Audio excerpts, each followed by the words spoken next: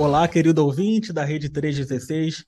Eu sou Estevão Júlio, jornalista responsável pelo Departamento de Comunicação da Convenção Batista Brasileira, e este é o Batistas em Pauta, programa institucional do CBB, aqui na Rede 316.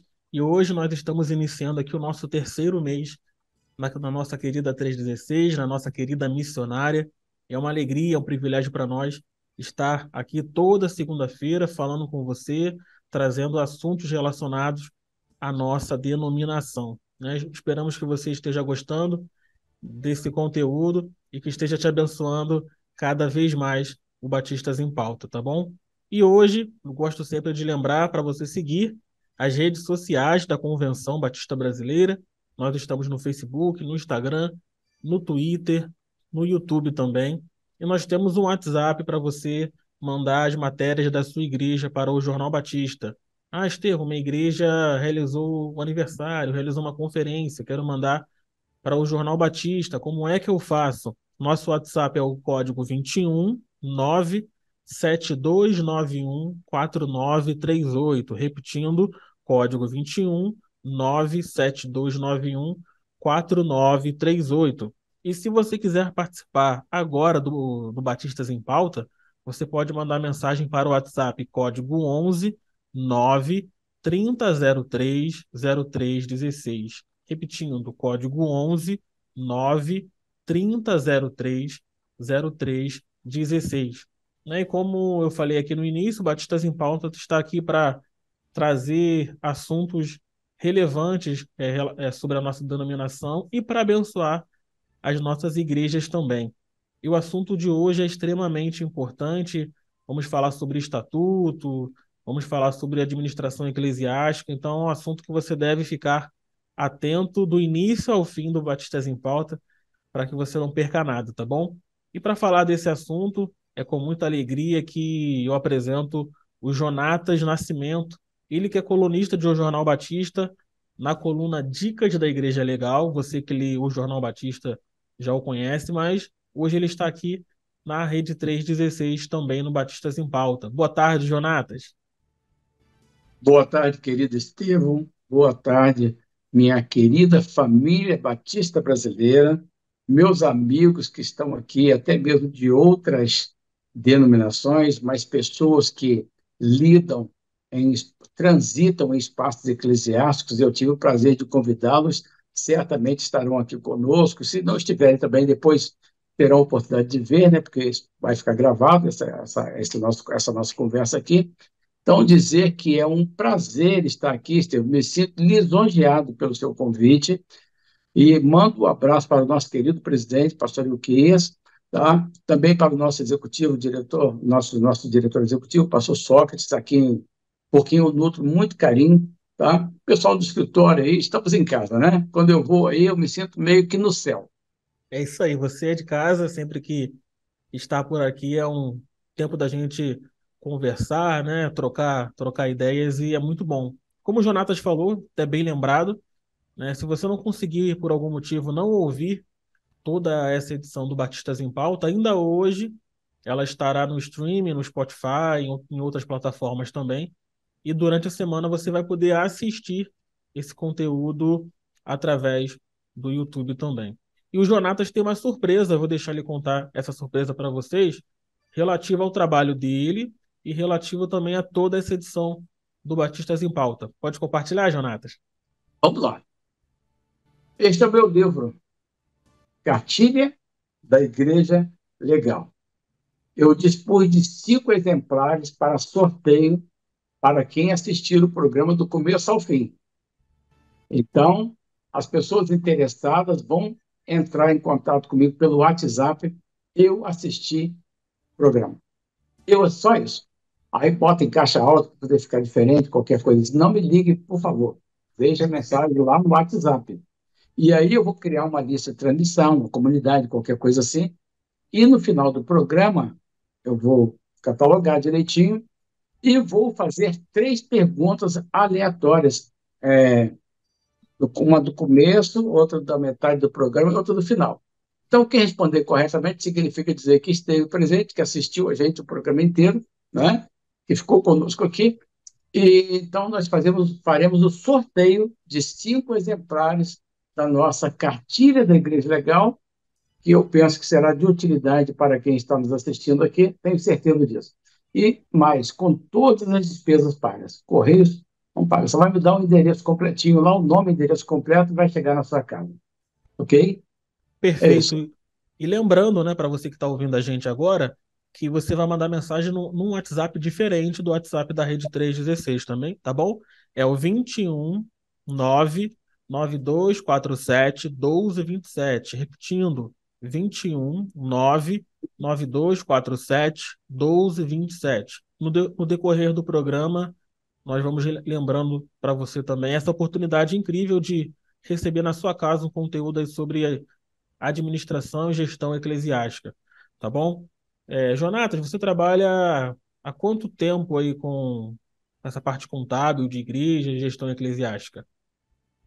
Desde sempre, Estevão. A, Eu a sua fui formação é nessa cooptado, área, então, né? eu fui cooptado pelo mundo contábil desde sempre.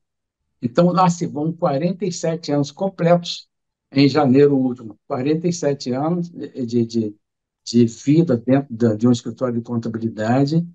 E se você me perguntar se eu escolheria novamente essa profissão, sim. Ela me escolheu e eu escolheria, faria toda a trajetória com muito prazer. É isso aí. E eu É, acredito eu que durante esses anos todos você já viu muita coisa e que te capacitou, né, a trabalhar com igrejas, com organizações, como você tem feito e muito, né? Inclusive no Jornal Batista, dando dica para as igrejas em relação ao estatuto, né? Eu lembro que esse conteúdo, né, gerou muita repercussão, né? Muitas pessoas te procuraram para. conectou com muita gente, Silvio, me conectou com muita gente. Você não pode imaginar a repercussão, tá? Pelo que eu sou grato a esse veículo de comunicação fantástico, que é o nosso Jornal Batista. Me conectou com muita gente. E um desejo que eu tenho é realmente de retribuir a minha denominação o que ela faz comigo. Quando eu falo assim, quando eu disponibilizo meu e-mail ou meu WhatsApp lá na minha coluna, é porque eu vou responder. Ninguém vai ficar sem resposta, tá certo? Tá Então, certo.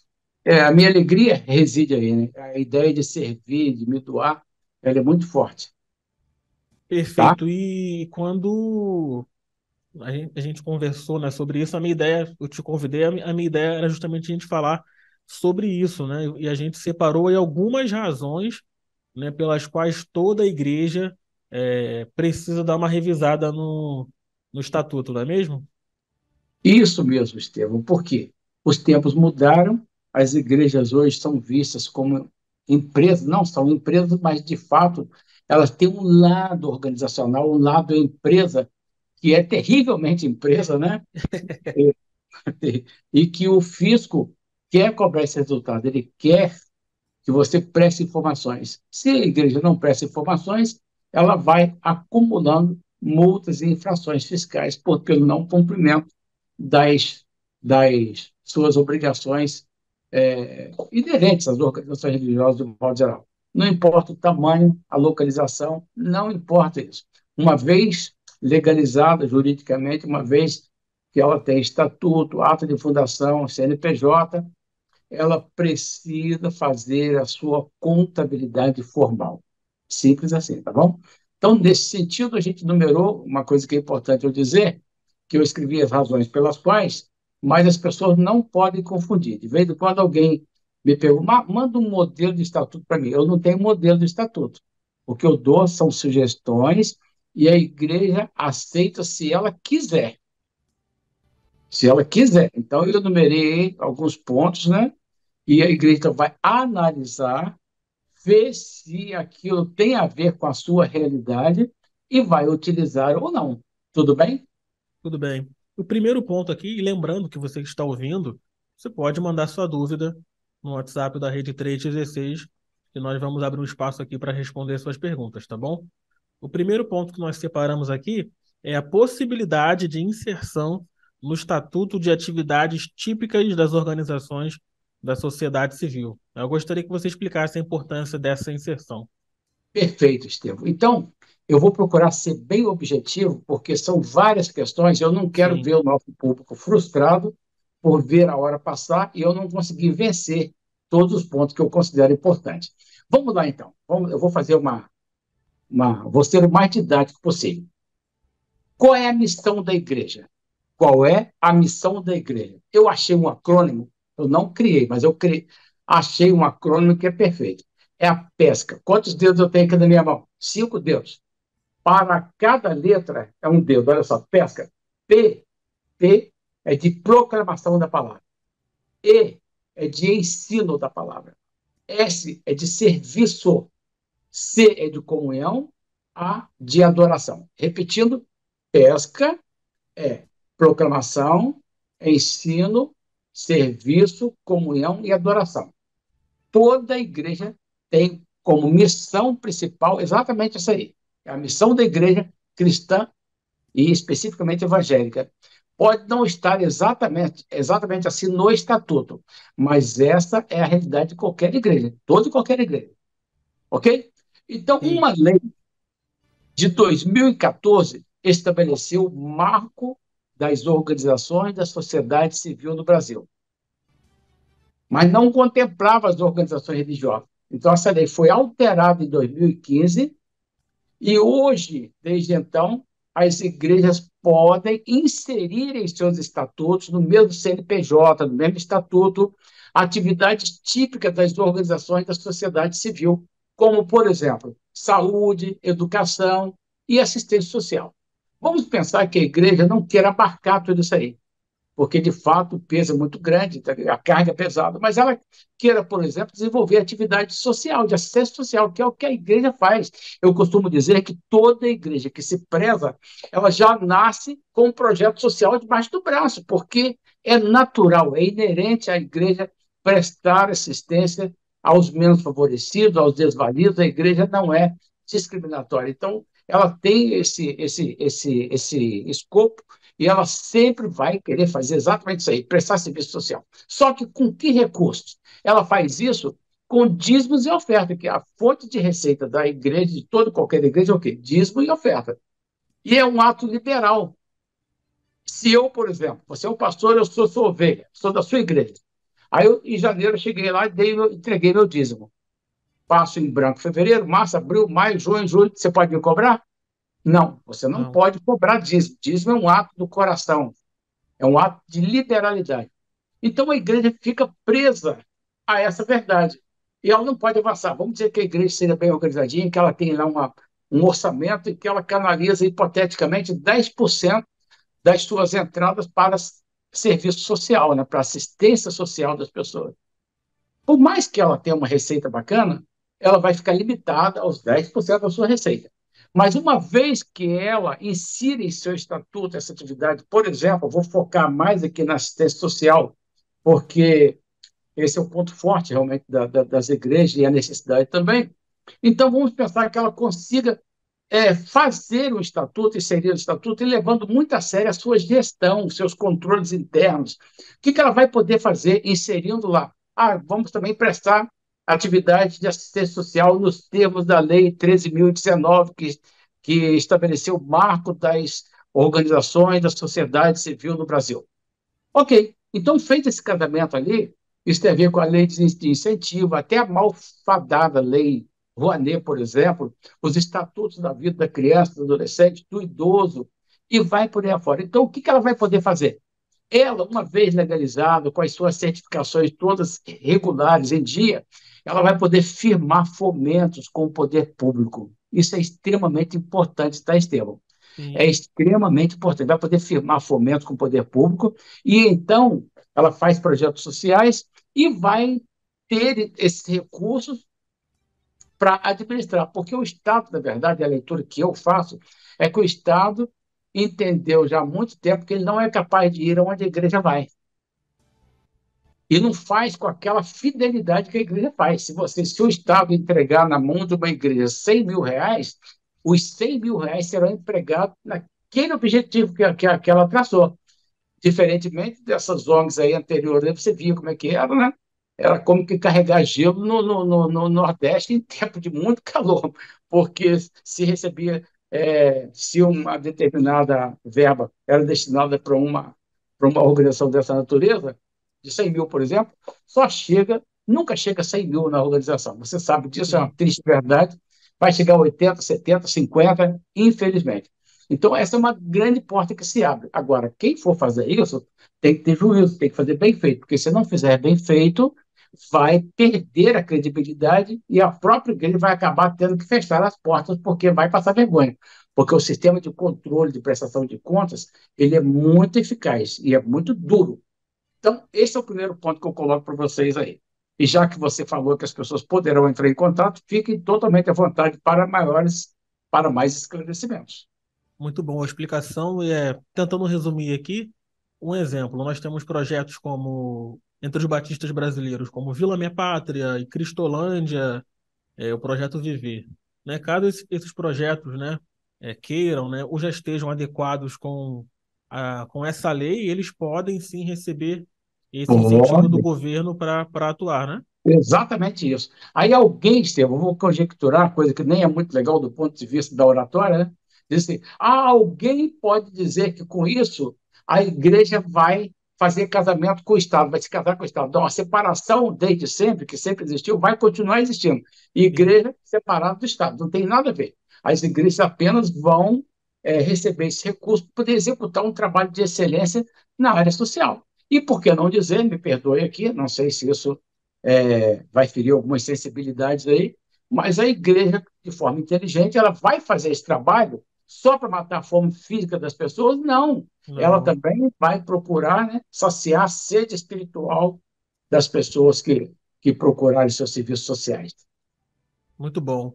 O próximo ponto aqui, o segundo ponto, talvez quando você aí, ouvinte da Rede 316, ouvir, né, eu falar, talvez você cause uma certa estranheza em você, né? Mas o Jonatas vai explicar isso muito bem, que é a questão de categorias de membros diferenciados, né? Se nós somos iguais, né, perante É, Deus, né, todos somos iguais, por que, né, essa categoria de membros diferenciados? e eu vou estender um pouquinho, Estevam, porque o que, que acontece? Eu aqui não estou falando só para Batista. Se as pessoas não Isso. estão me ouvindo agora, depois certamente verão, porque eu estou hoje lidando com todos os segmentos religiosos, com todos, porque a minha questão não é a igreja, a questão é organizacional, é jurídica mesmo, enfim, né? Então, nesse sentido, a gente pode dialogar com todo mundo. Inclusive, agora, recentemente, eu fui achado, descoberto, né, por um padre fantástico, uma cabeça privilegiada, iluminada. E ele elogiou o meu trabalho. Eu fiquei muito feliz com isso, que ele, além de ser padre, ele é um exímio operador de direito. E eu fiquei muito feliz com aquele achado. E a gente se fala praticamente todos os dias. Só deixa eu falar para Bom. você. No meio batista, ou as igrejas que têm um sistema de governo congregacional democrático, as decisões são tomadas com a igreja reunida em assembleia. Isso é muito típico dos batistas. Eu falo de cadeia porque eu sou batista, então eu posso falar.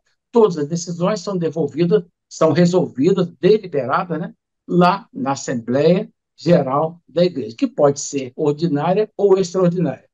Acontece, Estevão, acontece que essa nova geração de crentes não quer participar de processos decisórios da igreja. Eu ouso dizer que muitos pastores que aqui estão me ouvindo vão concordar comigo. Muitas assembleias ou não são realizadas ou são realizadas com quórum inferior ao exigido. Por quê? Porque as pessoas não querem participar de processos decisórios. Essa nova geração ela quer ir à igreja sim, quer se conectar com outras pessoas, ir lá se conectar com Deus através dos louvores, da adoração, das mensagens. Mas na hora de deliberações, elas querem mesmo ir embora.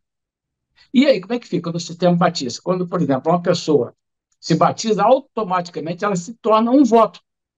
Isso. Mas ela não quer participar. Ora, a lei diz que ninguém é obrigado a fazer nada, a não ser em virtude da própria lei. Então, eu entrei para uma igreja, mas eu não quero participar daquele processo decisório. Eu sou obrigado? Não, não sou. Não. Eu sou obrigado a assumir algum cargo lá? Não, não sou. Não sou. Então, hoje, mais do que nunca, as igrejas precisam revisar. E da mesma forma que alguém lá atrás me questionou que negócio é esse, né? Que, aliás, eu coloco lá membros ativos, inativos e virtuais, mas tudo tem uma razão de ser. Eu tenho os meus fundamentos. Eu queria passar para você de forma muito simpática. Quem quiser é, aceitar isso aí como sendo válido para a sua igreja, bem. Quem não quiser, a gente continua amigo do mesmo jeito. Pelo amor de Deus, só não pode me criticar sem antes me ouvir. Da mesma forma que alguém disse que é uma coisa absurda, já recebi ligações de outros lugares do Brasil. Semana passada eu recebi, um rapaz falou assim: Jonatas, esse negócio aqui de membros virtuais caiu como uma luva para nós aqui. Então, tá, serviu para ele. Mas se não serve para a sua igreja, pelo amor de Deus, não me critica, tá? Porque são realidades diferentes. Cada igreja tem uma realidade diferente e um entendimento diferente. Agora eu passo, então, a falar para vocês quais as categorias. Vamos lá. Membros ativos da igreja. Aquelas pessoas que vão querer estar ali, pau para toda obra, né? O meu antigo pastor dizia, são os crentes pés de boi. Estavam ali em toda a atividade da igreja, tinha culto, segunda-feira, 6 horas da manhã, o cara estava lá. Quarta-feira, estava lá, domingo de manhã, domingo à noite. Hoje não, as pessoas há um esmorecimento, há novos conceitos, enfim, que a gente não cabe entrar nessa seara aqui. Mas tem aqueles crentes, então, que querem participar. Eu quero participar da Assembleia, sim. Eu quero votar e ser votado, eu quero discutir. Então, tá, esse é o membro pleno, ele é o membro ativo, ou o membro votante, como você queira. Pode ser, então, pode ser ativo, votante ou pleno, qualquer coisa assim. Então, tá, esse vai ser classificado como tal, que vai participar do processo decisório. O inativo é aquele que vai frequentar a igreja, vai a todos os cultos, mas ele não vai ser computado para fim de realização de assembleias. Pode ser inativo, pode ser não pleno, pode ser não votante. Uma dessas três nomenclaturas cairia bem. Então, essa pessoa será membro da igreja, receberá sua assistência espiritual, mas não está obrigada. E com isso, a igreja já estabeleceu um quórum, né? Se a igreja tem 300 membros, só a metade quer participar dos processos decisórios. Então, tá. Na hora de contar, né? Quantos estão aqui presentes? Vai contar quanto? 300? Não. Vai considerar? Não, 150. De forma que, se a Assembleia exigir uma maioria simples, 150 dividido por 2 é 75, mais 1, 76 pessoas vão poder tomar as deliberações. Agora, você imagina uma igreja com 300 membros que precisa ter 151 lá. E se for uma Assembleia qualificada, que depende de um quadro qualificado, como é que vai fazer? Não vai sair do 0 a 0, meu amigo. Não vai realizar a Assembleia nunca mais.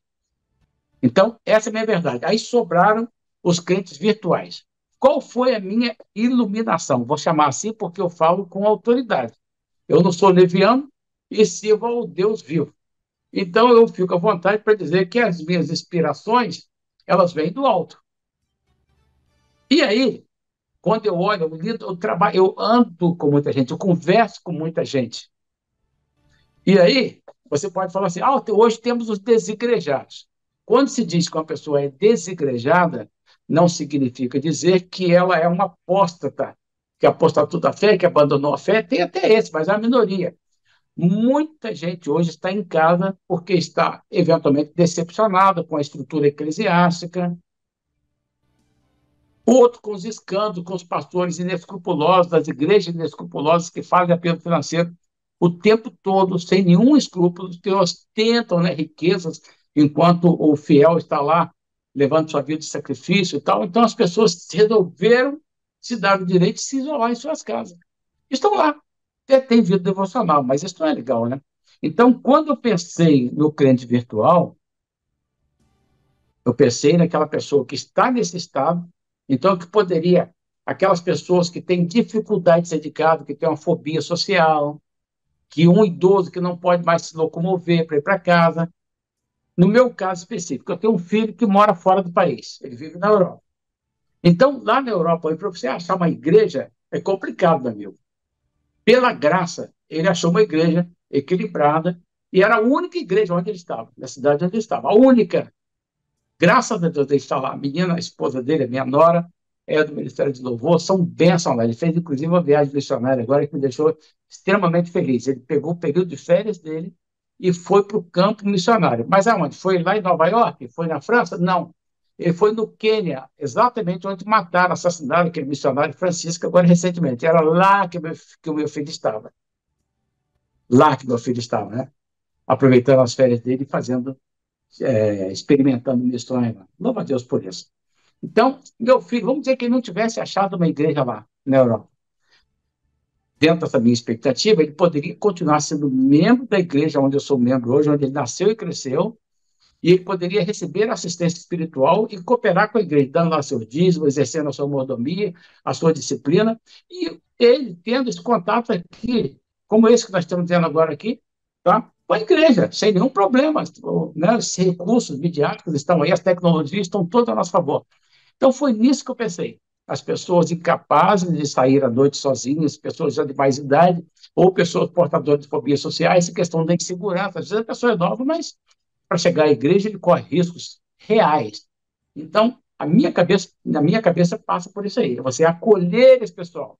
Agora é como? É só para deixar assim? Não. Aí você vai pegar aqueles crentes virtuais que moram no mesmo bairro, que podem frequentar a igreja, você vai estimulá-los a voltar para a casa do Senhor, que o lugar de crente é na igreja.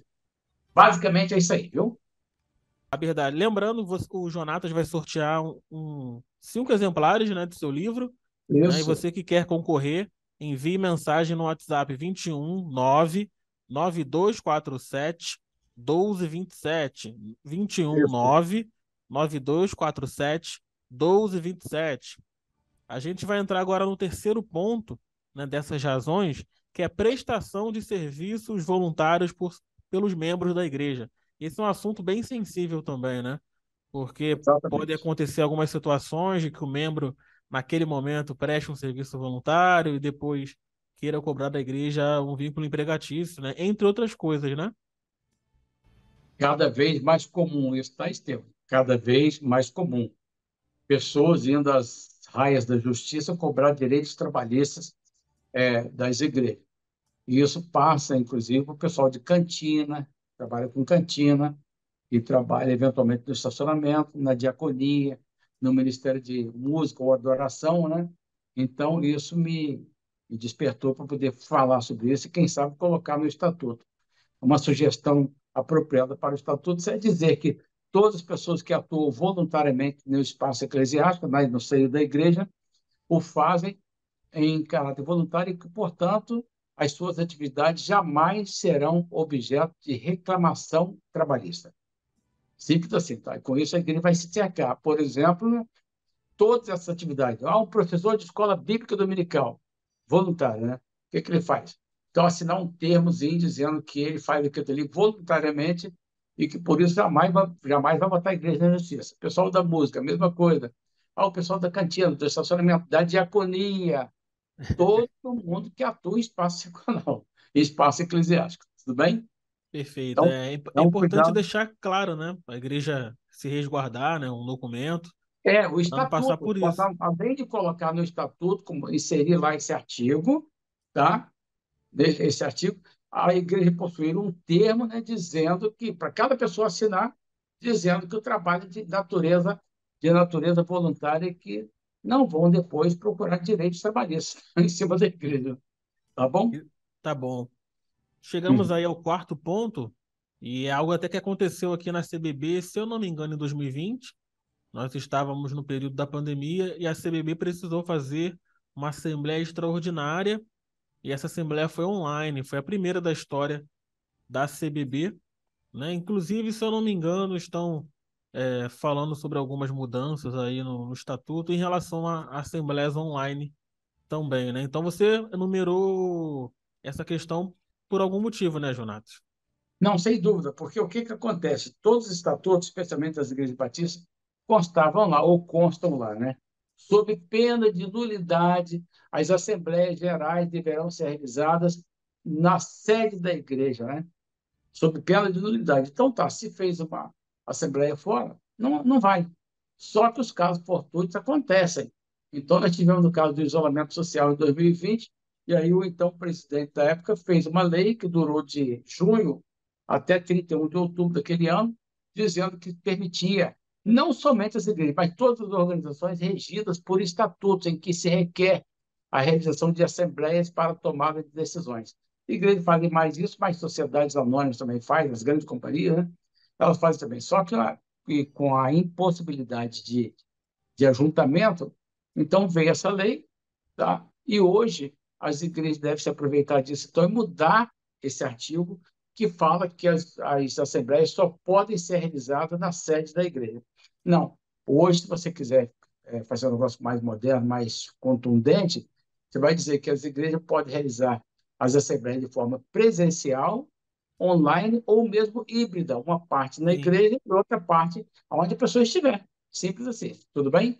legal. Se eu não me engano, pelo que eu vi aí nas redes sociais, recentemente a PIB de Curitiba elegeu o pastor Michel Piragini como pastor presidente da igreja e a votação acho que foi por um sistema online também que a igreja tem, né? Os irmãos não, que a igreja, a PIB de Curitiba, por exemplo, tem membros fora ali do contexto do Paraná, Sim, de sim, Curitiba, sim, sim. né? E a E se ela votação foi fez, online, eu não tenho conhecimento de causa, mas se ela fez isso, certamente o seu estatuto já estava atualizado. adequado a essa nova realidade, tá bom?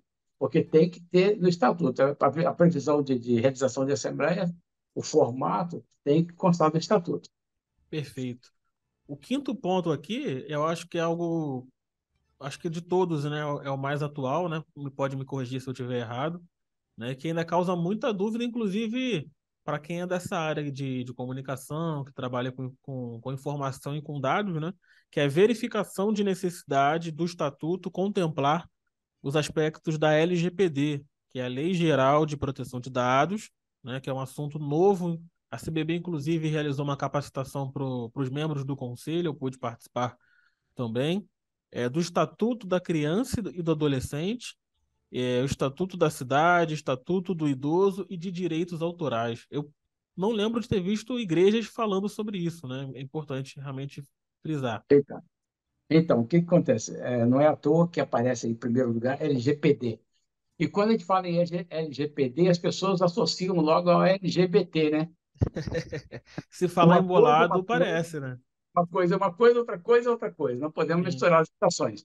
Na verdade, a Lei Geral de Proteção de Dados, ela está na moda, vamos dizer assim, né? E ela é muito séria, meu amigo. A gente não pode, as igrejas precisam ter o máximo de cuidado para não cair em, não trazer problema para dentro delas. Porque a Lei de Proteção de Dados, eu vou dar um exemplo aqui. De um modo geral, as igrejas hoje estão transmitindo seus cultos, né, por redes sociais, aquela coisa toda, né? sim, As pessoas que aparecem ali em cima, na plataforma, no púlpito, enfim, elas precisam autorizar o uso da imagem dela para fazer essas transmissões. Se a igreja vira a câmera e faz tomadas da igreja, reunida, aquela coisa toda, com as pessoas, com o rostinho das pessoas ali identificado, também isso deve merecer cuidado, porque cada pessoa tem o seu direito à sua privacidade.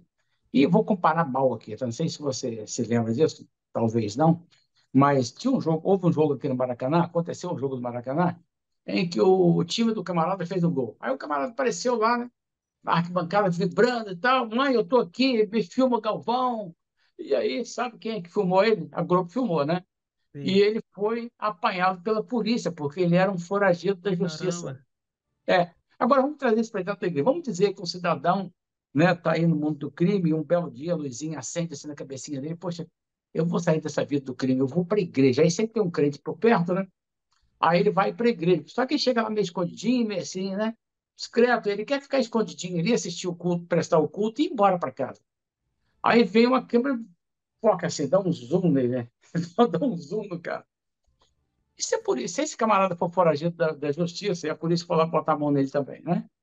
Estou dizendo que não vamos discutir o mérito, né? Mas seria, no mínimo, constrangedor para a igreja. Então, a igreja precisa, sabe o que tem que fazer, Estevão? Sabe o que a igreja tem que fazer hoje? A meu sim. juízo, ter um cartazinho assim nas dependências e também lá no multimídia lá, assim, ó, esta igreja, um aviso, esta igreja utiliza de mídias sociais para a transmissão de seus cultos e outras atividades.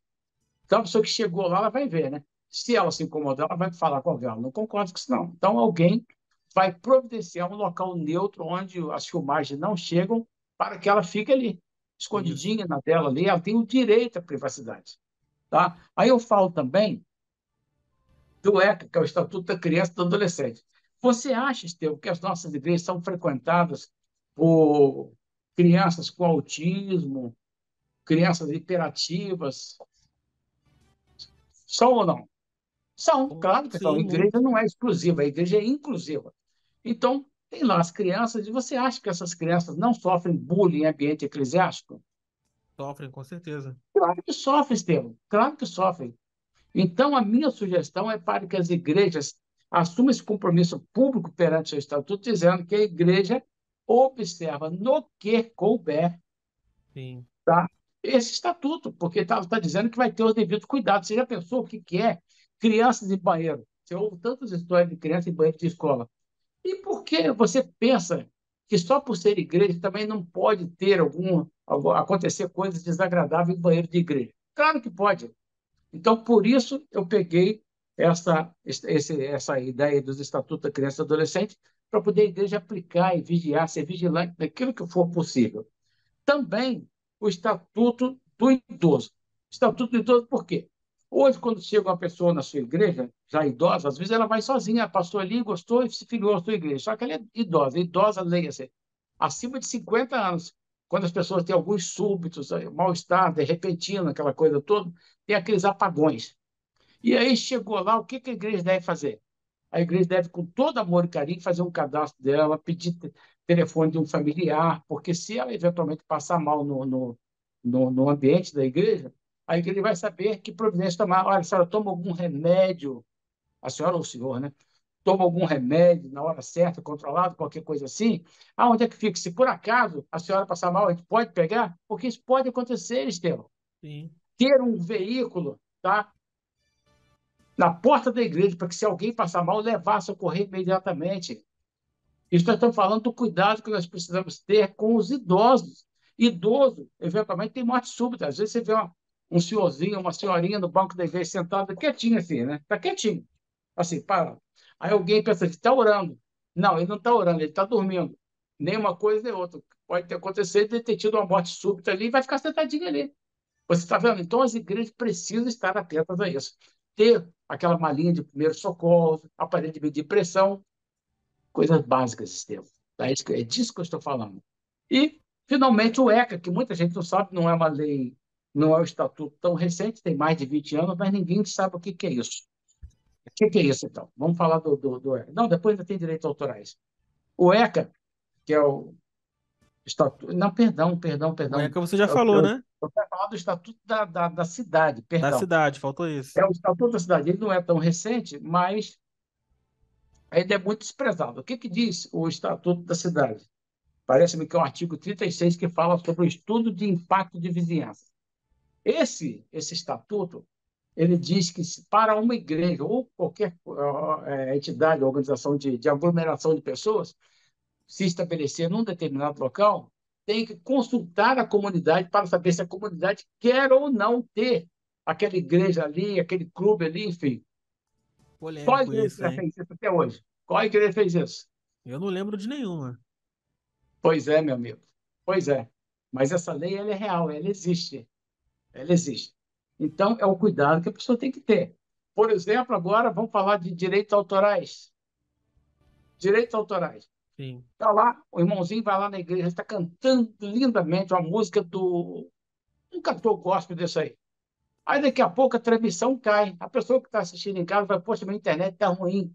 Caiu a transmissão do cara, que absurdo, não sei o quê. Fica irritada, né? Fica chateada, enfim. E aí, pensa que caiu. Não caiu. Foi derrubado. Por quê? Porque a igreja está explorando, né, a música, que tem direitos autorais, e não pediu licença para poder executar aquela música, que pode ser de Sim. forma ao vivo ou de forma mecânica. Então, são cuidados que a igreja do século XXI tem que ter. Preocupações que nós não tínhamos na década de 60, 70, 80, 90, agora temos. Tá bom? Então, Tá bom. basicamente é isso aí, Estevão. E o problema, né, tentando aí resumir sobre esse ponto, é que as igrejas acham que o que acontece no chamado mundo secular, né, não vai acontecer no contexto religioso, no contexto eclesiástico, no ambiente da igreja, e vai deixando passar, né? Esse Aí, conceito, né? aí Exato, quando esse conceito, essa ingenuidade, assim, isso é muito perigoso para para a igreja. A igreja, hoje, eu costumo dizer que a igreja não pode mais ser administrada por amadores. Sim, perfeito. Jonatas, antes de entrar no próximo ponto, Uhum, chegou algumas mensagens para a gente aqui. A primeira é deixa eu ver, é o João Marcos Batista de Souza, ele que é da PIB de Juruti, no estado do Pará. Um uhum. abraço, João Marcos, obrigado por participar aqui do Batistas em Pauta. E ele pergunta, né? Acho que você até falou no começo do programa, ele chegou depois. Ele pergunta se já tem algum modelo de estatuto com as mudanças, né? Você disse que. Eu não apresento modelo de estatuto. Se tivesse alguém para fazer isso para a Igreja Batista, seria um papel da Convenção Batista Brasileira, tá? Como eu lido com todas as denominações, e algumas têm isso aí, algumas chegam para mim e falam assim: eu confio que você faça o meu estatuto. São igrejas que, do modo geral, não estão ligados a uma convenção como a nossa, que não é tão bem organizada como a nossa, aí tudo bem, eu me dou o luxo de fazer e até Sim, sugerir mesmo. Aí seria um modelo de estatuto. Mas para o meio batista, que somos altamente qualificados, né, para gerir igrejas, enfim, o que eu posso fazer é o que eu estou fazendo. Eu estou lançando luz sobre alguma coisa que eu entendo que é de extrema importância, tudo tá bem. bom? E caso o Agora, João se queira fazer alguém, Estevam, contato. você me permite Oi, vender o meu jabá, hein, com dentro disso aí? certeza. Porque o que acontece? O Jonatas é uma coisa, o Jonatas é esse irmão em Cristo, e se você, de qualquer lugar do Brasil, me ligar e pedir alguma orientação, eu vou te prestar orientação, sem nenhum problema. Orientação graciosa, Sim, orientação. Mas se você quiser mesmo se aprofundar, e até você que é profissional da área contábil, da área do direito, quiser mesmo se aprofundar, eu sou aliado a um advogado. ficou sem áudio, Jonatas. Agora foi você. Voltou? Imunidade das organizações, das organizações imunes, ele é muito bom. Então, nessa firma da Dobradinha, somamos nossas forças e montamos uma empresa que dá assessoria mesmo, que aí sim, aí é diferente. Aí é um trabalho mesmo profissional. Se alguém quiser, depois entre em contato comigo também, que eu terei prazer de apresentar o doutor Fernando Camino, que é o meu parceiro e que, aliás, ele nem mora no Brasil. E só agora falando isso, só um minutinho, então, para completar o nosso jabá aqui, te Sim. falar uma coisa. A questão da isenção da conta de luz, que é um assunto muito controverso, aqui do estado do Rio de Janeiro, foi resolvido semana passada. Tá Foi uma bom. lei mal feita, mas foi uma lei mal feita, é melhor do que lei nenhuma nesse caso. Sim. Mas eu É tenho bom ter um certeza respaldo, né? que essa lei, ela é uma lei que tem muitos pais, né? Todo mundo quer dizer que foi o autor da lei, que participou, não sei o que e tal. Mas eu posso te garantir que o nosso Gamino, ele vive em Portugal e ele, no começo do mês de junho, ele veio aqui ao Brasil. Nós formamos uma força-tarefa aqui, formamos uma força-tarefa e demos uma pressionada lá na Assembleia Legislativa, nos encontrando com políticos e também com assessores desses. E, para a glória de Deus, a lei foi promulgada agora semana passada. Então, as igrejas do Estado do Rio de Janeiro vão voltar a gozar daquela isenção, que não é imunidade, é isenção nas contas de água, de luz, que é altíssima, né? E também gás. O que acontece com isso? A igreja que, por exemplo, tem uma conta de R$ 1.000 de energia elétrica, essa conta vai cair para menos de R$ 700, porque a alíquota estava em torno de 30% a 33%. Então, isso foi uma grande vitória para o povo fluminense. Todas as religiões, todos estão lucrando.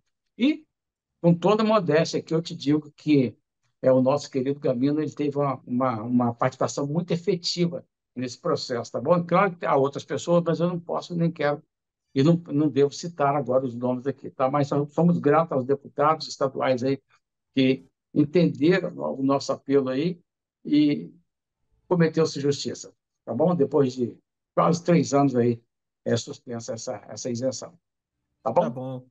Temos mais uma pergunta aqui, né? Pergunta barra comentário do Eliezer Reis, ele que é membro da PIB de Niterói, aqui no estado do Rio de Janeiro. Ele pergunta, Jonatas, por que a maioria das igrejas não se registram nem na prefeitura e no CREA? Rapaz, O Eliezer é um grande parceiro, um homem de visão, um profissional da mais alta grandeza, entendeu? Eu sou fã desse homem, e esse homem é o que está gritando, é o que está pregando no deserto, é sobre esse descuido que as igrejas têm nesse aspecto. Eu faço coro com ele e Sim, louvo a Deus pela vida do Eliezer, porque a gente se conheceu assim não faz tanto tempo, mas ele é uma bênção na minha vida e eu quero muito que ele me acompanhe nas minhas palestras, porque eu quero abrir espaço para ele falar, porque ele fala com autoridade. Ele fala com autoridade e propriedade. O que ele está falando, sabe, é mais ou menos respeitado na área dele ou na minha, é o que eu tenho falado também. Muitas vezes você fala, as pessoas não levam em consideração, mas felizes as pessoas que estão levando em consideração, que estão levando a sério, entendendo que igreja, como local de aglomeração de pessoas, o tempo pode cair um reboco. Um tempo sem conservação é um grande problema. Um abraço, Eliezer. perfeito. Eu já vou até Diácono, adiantar. diácono. Diácono Oi, Eliezer, diácono, meu amigo, meu amigão. eu vou adiantar um outro assunto que está na nossa pauta aqui. Você também Aham. já queria comentar. É uma pergunta também do nosso João Marcos, lá da PIB de Juruti. Ele Ah, pergunta sim. em relação ao pagamento do pastor. Qual a orientação quanto ao INSS? Esse foi um assunto também que foi para o Jornal Batista, foi Aham. para nossas redes sociais e causou bastante comentário lá, né, Jonatas? Tá, serei breve, então. Foi muita porra. Foi o único assunto polêmico até hoje. Eu Até hoje. lembro. Eu devo ter escrito já aí, não sei quantos artigos, eu perdi as contas de quantos artigos eu escrevi, Há mas muitos. o único artigo que foi questionado foi esse por um mal-entendido. Acho que a pessoa não leu direito e questionou, mas aí eu não me importo com isso, não estou preocupado com os críticos, não. Pelo contrário, até gosto de críticas, porque isso me aperfeiçoa. Mas, o João Marcos, querido, você é bem objetivo com você, tá? Eu costumo dizer de uma forma muito carinhosa, muito respeitosa, de verdade, e eu provo que o meu alinhamento com os pastores é o melhor, o meu respeito por eles é muito grande, por todos os pastores, pode ter certeza disso. Quero sempre respeitar e honrar. Mas, infelizmente, eu sou obrigado a dizer que, à luz da lei, o pastor não tem direitos trabalhistas. O pastor, pela lei, tá? Ele é um contribuinte obrigatório da Previdência Social enquanto estiver no exercício do ministério, na condição de equiparado a autônomo. O que que significa dizer? Significa dizer que a igreja não é obrigada a pagar o INSS do pastor, nem outra previdência privada, nem nada disso. Não. Se a igreja, por bondade e de acordo com a sua possibilidade, puder, quiser pagar, amém. Essa é a minha orientação também, porque o pastor muitas vezes ele não ganha um provento robusto, ele tem suas necessidades com família, para sua subsistência, e acaba não pagando. E quando ele se aposenta, quando ele cessa o ministério dele, muitas vezes ele nem consegue se aposentar. Aí ele vai depender daquele LOAS, aquele salário mínimo que o governo dá para as pessoas, até que as pessoas faleçam. Isso é muito desonroso para alguém que escolheu uma vida, né, de sacrifício, entre aspas, né, mas uma pessoa que abriu mão de si mesma para poder cuidar dos outros. Né? Então, ele não tem direito. Quem tem direito, quem tem o dever de pagar o seu INSS é ele próprio. A igreja não é obrigada. Tudo bem? Ok, Jonathan, já é bom realmente, né, explicar essa questão, por mais que seja polêmica, né? É. Alguns não entendam, mas a lei é a lei, né? Mas, como você falou, né, a questão da generosidade da igreja, a igreja podendo, é importante. Algumas semanas até o pastor José Maria, presidente da OPBB, esteve aqui e falou realmente da importância, né, do pastor, né, e as igrejas também cuidarem dessa parte da previdência social, de cuidar da família pastoral, pensar no futuro, né? É o futuro do pastor. E prego mais: toda igreja que puder pagar pelo teto, melhor. Hoje está em torno de 1.500 e pouco. Eu não peguei a tabelinha antes de entrar aqui, agora não sei. Mas feliz a igreja que puder pagar pelo teto, porque quando o pastor se aposentar, ele vai se aposentar com um valor melhor, do que maior do que o salário mínimo. Porque a pessoa, quando envelhece, né, quando não morre e envelhece, um salário mínimo talvez dê para comprar os remédios, né? São muitas questões. Plano de saúde mais caro, né? Conforme a idade Muito. vai aumentando, entre outras coisas, né? eu me sinto assim muito constrangido com isso, sabia? Com essa situação. Quando a gente vê pastores passando necessidade, corta o coração da gente, né? Corta o coração da gente. É complicado mesmo. Outra Aham. questão aí, se referindo ao pastor, né, que é uma das recomendações que você faz quanto à mudança no estatuto, é a Ah, possibilidade de o pastor não ser o presidente da igreja. Eu já ah, ouvi mas muito a expressão eu vou falar. vice-moderador, né? Sim, eu vou falar, mas você promete depois voltar no 6, que eu acho também, assim, muito Volto. legal. Eu quis fazer esse link com o 7 por conta do Ministério Pastoral, mas eu Ah, volto lá então tá. sim. Tá, o que que acontece? É praxe das igrejas, especialmente batistas, né? Colocar lá no estatuto que o pastor será necessariamente o presidente da igreja. Só que tem pastores que são jeitosos, que são dados à administração, aquela coisa toda, então até se dão bem. Outros pastores recusam o ministério, recusam o pastorado por causa do peso da responsabilidade. Então, a Entendi. sugestão não é para tirar a presidência do pastor, não. A sugestão é para que coloque-se no estatuto. O pastor que poderá ser o presidente da igreja e não vincular a obrigatoriedade. Não, o pastor tem que ser o presidente da igreja. Ele não quer, o negócio dele é ganhar almas, é trabalhar com o espiritual. Se for assim, deixa a igreja eleger um presidente que seja da própria igreja e vai se conduzir em harmonia com o pastor e tal. Mas eu entendo que se o pastor ele não faz questão de ser presidente, não leva jeito, aquela coisa toda, o tempo que ele vai ficar indo a repartições públicas para poder atender alguma demanda burocrática, ele poderá aproveitar esse tempo para poder cuidar daquilo que é essencial. Perfeito. Tem pastor que não quer e até que não tem esse tato, né, para a Não, questão. não tem, acaba sendo um encargo para o pastor. E Isso. isso, na verdade, constitui muitas vezes até uma covardia, sem falar que bota a igreja em risco, porque um pastor que não gosta das questões administrativas, mais dia, mais, menos dia, ele vai perceber que tem pendência dentro da igreja, da área administrativa, que ele não cuidou. Verdade. Voltando agora aí ao ponto 6, voltando à nossa ordem, né? É um Para ponto falar bem interessante, né? Talvez eu acredito que a maioria das pessoas não pense nisso, mas você listou e é muito legal. É isso. a versão bíblica recomendada. Por que isso? Exatamente. Por que, Estevão? Na verdade, a nossa declaração doutrinária da Convenção Batista Brasileira, fala que nós, os batistas, nós temos a Bíblia Sagrada como nossa regra de fé, E prática. prática e conduta. Exatamente. Então, tá. Aí, no estatuto, entra-se também, né? Esta igreja aceita a Bíblia Sagrada como regra de fé e prática, e por ela se norteia aquela coisa toda, né? Aí pergunto eu ao Estevão Júlio. Estevão Júlio, Opa, qual versão da Bíblia? Qual versão? Se você não. sabe muito bem, tanto quanto eu, que há versões não confiáveis e que as igrejas estão, eventualmente, se permitindo usar essas versões, mesmo sabendo que não são confiáveis. Até quando a gente vai fazer isso? Até quando nós vamos correr esse tipo de risco? Isso não é legal. Então, a minha sugestão é que a igreja acrescente lá no seu estatuto que a igreja aceita como fiel, verdadeira, inerrante, aquela coisa toda, a Bíblia Sagrada nas versões recomendadas pela Convenção Batista Brasileira, ou defina lá qual que ela quer. O que não pode é deixar solto. E olha que eu não estou nem falando de versões trazidas por equivalência formal, que é aquela tradução de palavra por palavra, letrinha por letrinha. E também não estou falando da equivalência dinâmica, não, que pega ali e faz por paráfrase, traz a tradução para cá por paráfrase. Mas eu estou falando dessas versões que estão sendo mutiladas, adulteradas, suprimidas alguns textos para poder satisfazer alguns grupos ideológicos aí.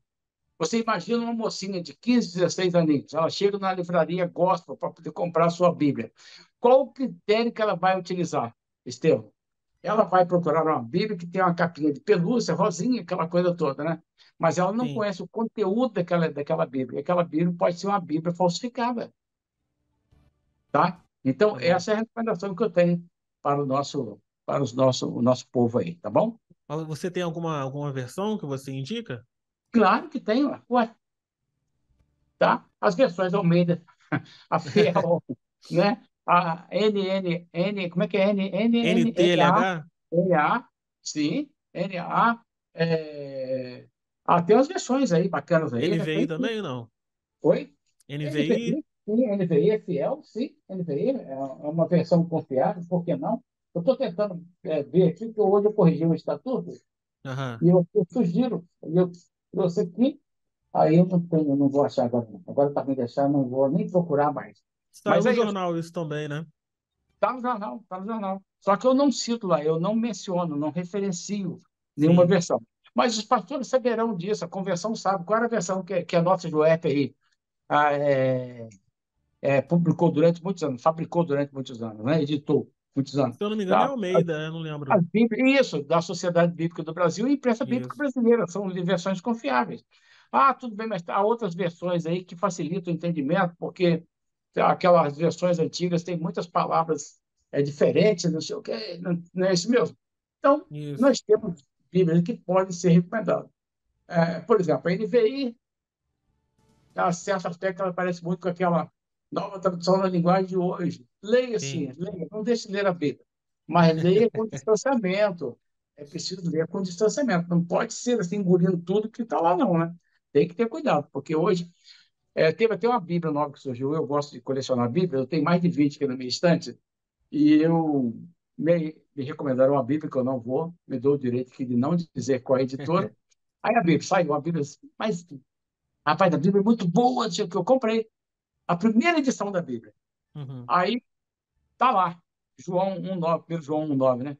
Tá assim, se dissermos, como é que tá lá? Se dissermos que não temos pecado, como é que diz lá? Enganamos a nós mesmos, não há verdade em nós, tá? Isso. Lá nessa versão está assim, se dissermos que temos pecado, enganamos a nós mesmos. Olha só a desgraça, né? Eita.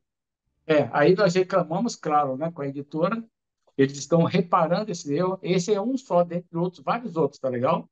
E é Sim. uma Bíblia séria, uma editora aparentemente séria, mas tem esse problema lá. Mas vai ser reparado e depois eles vão, então, segundo informações, eles vão, então, substituir essa versão que saiu errada.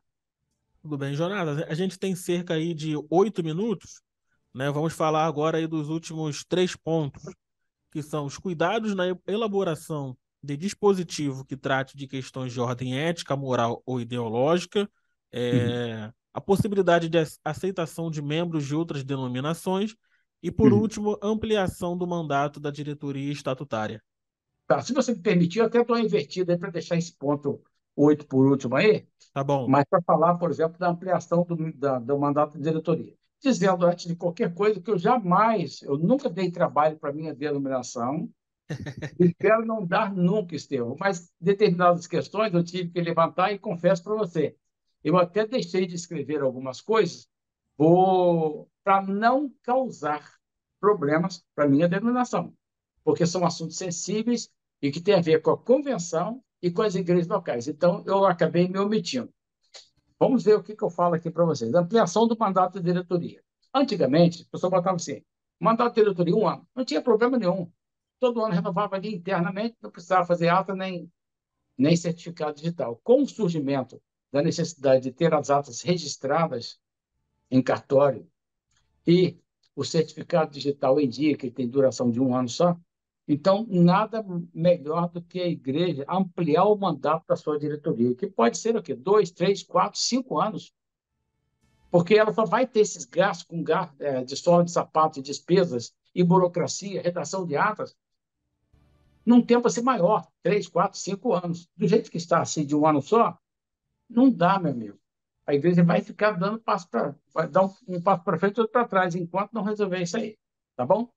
Essa E aí, questão dos e membros de muitas outra, vezes a ata vai e volta do cartório, né? Você pensa que tá tudo que é isso certinho, o também. cartório tá errado isso aqui, tá errado Exato. aquilo ali. E detalhe, Estevam, cada cartório de cada município do Brasil tem um juízo. Então, cada um, eles não agem de forma uniforme. Uniformemente, eles agem de acordo com aquele cartório daquela localidade. Sim. Aí é complicado, muito complicado, tá bom? E essa é a pior parte que eu acho. Então, vamos lá. Possibilidade de aceitação de membros de outras denominações. Isso aí já é uma tendência, que antigamente as igrejas batistas só aceitavam pessoas pelo batismo. Ah, a pessoa veio da Assembleia. Não, tem que batizar de novo. Veio da igreja, tem que batizar. Ah, tinha que batizar. Então, parece que virou uma praxe, né? Quase que é uma praxe, as pessoas receberem pessoas vindo de outras denominações, mediante alguns pré-requisitos, né? Mas que tenham sido batizadas por imersão em nome do Pai, do Filho e do Espírito Santo. E aí a igreja, então, cria os critérios dela lá para poder evitar o rebatismo. Isso aí já é uma prática. Então, se a igreja quiser colocar isso, eu não estou mandando, pelo amor de Deus, eu não mando nem na minha casa. Se a igreja quiser contemplar esse seu estatuto, tanto melhor. Tá bom? A outra Tem igreja que questão. recebe por aclamação também, né? Não, esse é o caminho, porque É o caminho, a né? igreja não vai dar carta, né? Não dá carta. Sim. Então, um apresenta a carteirinha de membro, outro apresenta o certificado de batismo, né? E é fácil Isso. comprovar que a pessoa foi batizada por imersão, né? Ok? Ok. É, uma questão que eu me nego a falar, Estevam, porque não está pacificada entre nós, né? É a questão dessa forma alternativa de casamento, mas que, no fundo, parece que não se sustenta, né? Mas eu penso, eu, Jonatas, mas não estou falando, agora é só um parênteses, estou falando só com você. Ninguém tá Essa ouvindo a questão gente. da união estável, a casos e Hum. casos. E eu, particularmente, tá? Eu penso que vai chegar uma hora que a nossa convenção vai ter que discutir essas questões também, tá legal? Porque Até a própria União Feminina já está discutindo algumas situações, né? De perfil da mulher, né? A mulher que é mãe solteira, a mulher que é viúva. A Marli falou sobre isso aqui, né? Já pensando nessa questão dessas mudanças, né? é, Na eu sociedade. aqui na minha região, eu sou uma espécie assim, de examinador oficial de diáconos. E sábado houve uma consagração, um concílio diaconal aqui. Aí na saída eu fui me despedir de um rapaz que estava lá o tempo todo, lá e estava cuidando, não sei o que e tal. Aí eu falei, diácono, eu vou embora. Tá? Ele falou, não, não, eu não sou diácono. Aí eu falei, pensei que fosse. Não, não, só não sou por um motivo. Porque eu fui divorciado. E foi uma decisão unilateral, minha esposa me largou, enfim, contou a história dele lá. E ele falou que a igreja tem lá uma decisão, lavrada em ato, de que não aceita diácono divorciado, mas aceita pastor divorciado. Ué, Então, há uma contradição, né? Mas isso aí é questão interna da igreja, eu não posso criticar. isso Tá aí, legal? né? Bom, vamos lá agora. Falar então dos cuidados da elaboração de dispositivo que trata de questões de ordem ética, moral ou ideológica. O que é isso? O que eu estou querendo dizer? Eu estou querendo dizer que a igreja ela goza do legítimo direito de autorregulamentação. Isso é previsão legal, então a igreja ela goza desse direito. Acontece que os cartórios muitas das vezes eles recusam dar essa verdade, ignoram essa verdade e criam dificuldade para a igreja. Quando, por exemplo, uma igreja coloca lá, a igreja aceita como membros as pessoas que, aí estabelece, aí enumera, tá, o perfil das pessoas que ela aceita como membro. E ela veda também, olha, ela não aceita pessoas que, aí coloca, vamos dizer assim, pratica a pedofilia, pratique a homossexualidade, pratica a... Enfim, aí vai enumerando coisas que ela não, aquelas classes de pessoas que ela não deseja ter como membro. Ela tem o Sim. direito de colocar ali, mas os cartórios estão criando dificuldades. Os cartórios estão criando dificuldade. Em 2021, em São José dos Campos, uma igreja ela teve seu registro negado. Por quê? Porque ela colocou lá que não aceitava, né, pessoas que praticavam a homossexualidade e tampouco fosse simpatizante. Olha só o problema. Então, o cartório indeferiu esse processo de reforma do estatuto. Mas podia fazer? O que eles invocaram? Invocaram, tá, uma decisão do Supremo Tribunal Federal de 2019 que diz que isso é crime de preconceito, né? Aí o problema está criado. E o que as igrejas têm que fazer, então? Eu penso que as igrejas têm que amenizar, é uma sugestão que eu estou dando, suavizar essa redação aqui, tá? E jogar para o regimento interno, tá?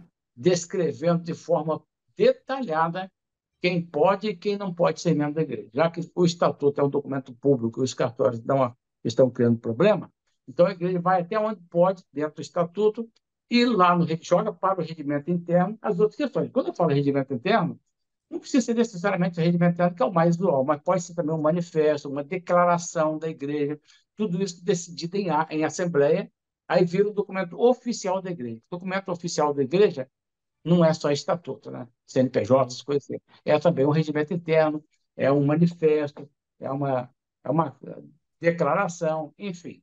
Tudo bem? E eu acho que Tudo com isso bem. nós vencemos, Estevam. Dentro do prazo ou fora do prazo? Dentro do prazo. Quer deixar sua última palavra aí para quem está ouvindo a gente? Olha, palavra de gratidão, Estevam. Eu estou muito feliz aqui. Eu não sei, não tenho a menor ideia de quantas pessoas estão assistindo a gente, Vou tentar mas saber aqui. eu quero falar da minha alegria. Não, não precisa não. Eu quero falar só da minha alegria, né? Dessa honra, desse convite seu aí, dizer que eu tenho muita honra de ser batista, de ser convencional, tá? Ocupei aí o cargo já de conselheiro fiscal da nossa Sim. convenção no período de 2015 2020, e agora tenho tido esse privilégio de ter você como meu editor para poder colocar meus artigos aí nas páginas desse É jornal uma honra. centenário, né? Para mim também é uma alegria muito grande, viu? Eu lembro que na época você me procurou, né? Deu a sugestão de trazer, né, essa coluna para o Jornal Batista e tem sido uma bênção, um sucesso, Foi, né? E foi. principalmente, né? Temos servido as igrejas batistas do Brasil através Isso, do Jornal Batista também. isso. E como você viu, eu fui muito oferecido, né? Ah, foi bom, foi bom. Ó, Pois temos é. pessoas aqui, ó, além do Brasil, né? Temos pessoas em Portugal, Finlândia e Canadá ouvindo Mais, o mais glória. Batistas em Pauta, ouvindo o Jonatas Nascimento. Ah, que bacana, legal. Muito bom. Muito Estou bom. feliz, estou muito feliz, Estevam. Lembrando aí que quem quiser concorrer ao livro do Jonatas Nascimento, Cartilha da Igreja Legal, precisa mandar, né, até aí o final desse programa, que falta alguns segundos, mensagem no WhatsApp 21 99247 1227. Repetindo, 21 99247 1227. Nós esperamos você aqui na semana que vem para mais uma edição do Batistas em Pauta. Na próxima semana vamos falar sobre a unificação da gestão dos seminários da Convenção Batista Brasileira. Vamos receber aqui o Lucas Rangel, do Seminário do Sul, o pastor e doutor Ronaldo Robson Luiz, pelo Seminário do Norte, e o pastor Jefferson Dantas, pelo Seminário Teológico Batista Equatorial, que fica lá no Pará. Né? Fica agora com a sala de oração, não desligue seu aplicativo, né? E continue sendo abençoado pelo conteúdo da Rede 316 e até a próxima semana. Um abraço. Abraço a todos. Campanha Eu Indico a Rede 316. Compartilhe em sua igreja e em suas redes sociais.